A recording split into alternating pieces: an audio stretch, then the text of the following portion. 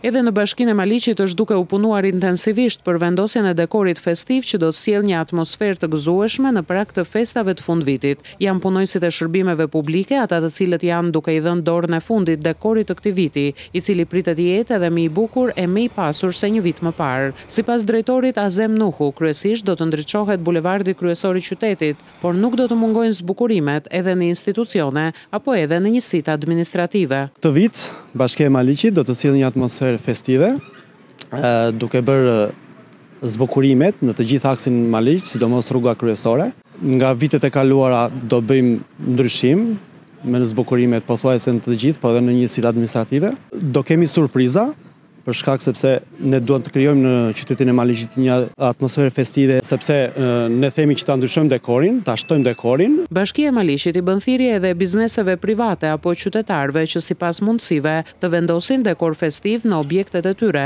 në mënyrë që qyteti i Maliqit këtë fundvit të jetë edhe më i bukur e më i ndritshëm në çdo cep të tij. Pritet që gjithçka të ketë përfunduar brenda pak ditëve dhe më pas do të kryhet edhe ndezja e dekorit festiv që do të paralajmërojë ardhjen e festave të fundvitit.